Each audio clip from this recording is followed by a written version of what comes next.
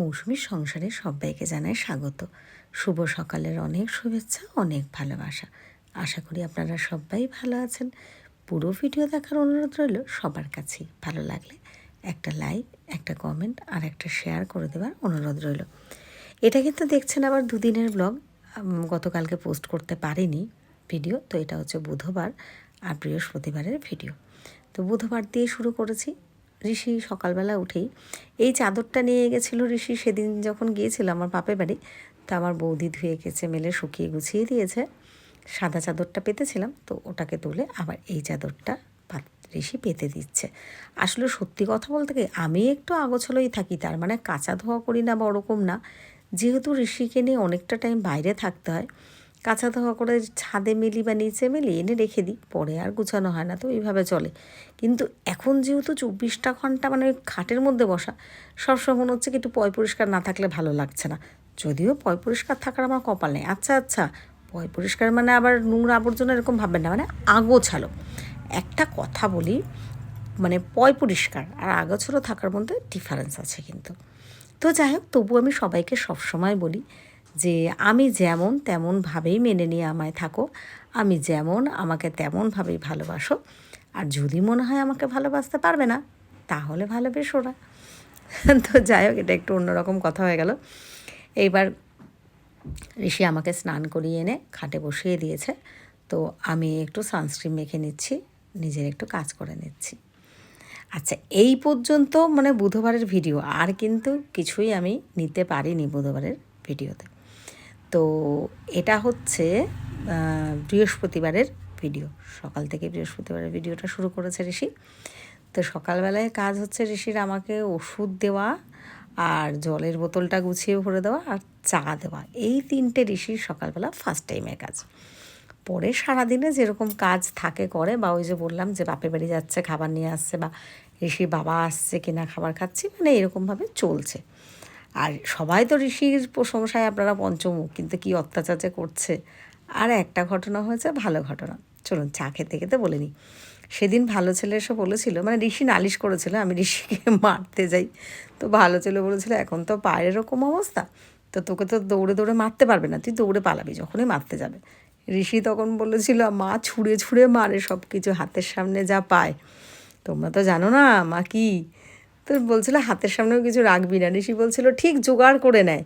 তো সত্যি সত্যি আমি ঠিক জোগাড় করে রাখি কিছু না কিছু, যখনই কথা না শোনে বা আমার মাথাটাও গরম করে, যা দিয়ে পাই তাই ছুঁড়ে মারি। সে ফল, সবজি, বালিশ, পাখা, জলের বোতল, মানে মোটামুটি তো থাকেই কিছু না কিছু। তো যাই হোক, এই পেঁয়াজটা কিন্তু আমি খাটে বসে ঋষিকে কেটে দিলাম, কেননা ও কাটা জিনিসটা যতটা ওকে না করতে দিই সেটাই, কেননা হাতটা কেটে গেলে সত্যি ঋষি আমার একমাত্র এখন অবলম্বন ভরসা। যাই হোক, হাত চুটকি, তো ওই জন্য আমি বললাম তাও আমি কেটে দিই। আমি পেঁয়াজটা খাটে বসে কেটে দিলাম, আর ও কিন্তু চলে গেছে রান্নাঘরে। তো রান্নাঘরে ডিম ভেজে নিচ্ছে। ডিমটা কিন্তু ঋষি ভালোই ভাজে, যদিও হ্যাঁ ও পেঁয়াজ দিয়ে ভাজতে চায় না, শুধু ভাজে। তবে এই পায়ে এরকম হওয়ার পর থেকে কিন্তু পেঁয়াজ দিয়েও ডিম ভাজাটা শিখে নিয়েছে। এটা একটা বেশ ভালো ব্যাপারই হয়েছে। তো এইবার রাত্রিবেলা হয়ে গেছে, রাত্রিবেলা ঋষির খাবার তো আছেই। আমি বলেছি আমি ম্যাগি খাবো। তো ম্যাগিটা ঋষি কীরকম খায়, একদম টান টান যেরকম জল জল আমি আপনাদেরকে বলি, তো ঋষি কিন্তু সেটা মানে ওর ক্ষেত্রে যেহেতু অভ্যস্ত, আমার ক্ষেত্রেও সেটাই করে দেয়। এই যে দেখছেন তো এইটুকুনি, এবার যখন আমাকে খেতে দেবে দেখবেন একটা প্লেটের মধ্যে একদম টান টান করে ওইভাবে আমাকে খেতে দিয়ে দেবে, মানে একদম শুকনো শুকনো, আমার একটুও ভালো লাগে না খেতে। সেটা নিয়েও আমি প্রচুর বকবক করেছি। যাই হোক, রান্না খাওয়া এগুলো কী দেখাবার। হ্যাঁ, গতকালকে ঋষির বাবা এসেছিল, তো আমার জন্য অনেক ফল ডল এসব নিয়ে এসেছিলো, ঋষির জন্য খাবার নিয়ে এসেছিলো। তো ওরা দুজন মিলে, হ্যাঁ আর সবথেকে বড় কথা খাবার দাবার ঘর গুছানো সে তো হলো, কিন্তু একটা জিনিস কাজ করিয়েছি আমি। আমাদের যে বেড়ার ঘরটা না, ওই দিকে বেড়ার ঘরটার খাট পাতা সব ছিল। তো সেই ক্ষেত্রে আমি কী করেছি, আমি যে ঘরটা এতদিন আপনারা ভিডিও দেখেছেন, সেই ঘরটা না প্রচণ্ড গরম থাকে দুপুরবেলার টাইমটা। কিন্তু যে ভেতরের একটা ঘর আছে, এদিকে একটা বক্স জানলা আছে, আচ্ছা দাঁড়ান আমি পরে পরে আপনাদের সাথে শেয়ার করব। তো এই ঘরটা কিন্তু দুপুরবেলাটা সত্যিই খুব ঠান্ডা থাকে। তো ওই ঘরের কী করেছে ঋষি বাবা, ওই ঘরের খাটটা এই ঘরে এনে দিয়েছে, কিন্তু এই ঘরটার খুব অবস্থা খারাপ, মানে খাটের ওপর না কিছু জামা কাপড় এইসব ছিল, যেহেতু ওই ঘরটা তো প্রয়োজন পড়তো না, তো কেচে ধুয়ে রেখেছিলাম কিছু গুছিয়ে রাখবো বলে, সেগুলো গুছিয়ে রাখা হয়নি। ইভেন শীতেরও কিছু জিনিস ছিল সেগুলোকেও তুলতে পারিনি, কেচে ধুয়ে একটা একটা করে রাখছিলাম, সেটার আর গুছানোর মানে সময় পেলাম না, তার আগে এরকম ঘটনা। আর সত্যি কথা ওই যে বলি, একটা হাত হলেও না মনে হয় এক হাত দিয়ে কিছু করা যায় বা হেঁটে চলে করা যায়, কিন্তু এটা তো এমন পরিস্থিতি, কিছু করতেও পারছি না। তো যাই হোক, এই ঘরটা একটুখানি শান্তি হয়েছে, ঘরটা একটু তাও ঠান্ডা থাকে, এটাই কথা। তো ঋষি তো সেবা যত্ন করছে, ঋষি বাবা ফল টল এনে দিয়েছে, ওগুলো বসে বসে মানে সব জিনিস খেতে ইচ্ছা না করলেও এখন খেতে হবে। তো কালকে তাই জন্য ফেসবুকে একটা পোস্ট করেছিলাম যে এগুলো রীতিমতো অত্যাচার। তো সবাই বলছে না খাও, ভালো তো, সবসময় সব জিনিসটা খেতে ভালো লাগে না। সত্যি কথা বলতে কি, এই যে সব থেকে বিরক্তি করে খাটে বসে বসে না আমার ভালো লাগছে না, যদিও সব কিছুই চলছে, মানে কোনো কিছু সেরকমভাবে আমার খুব একটা যে অসুবিধা হচ্ছে তা না।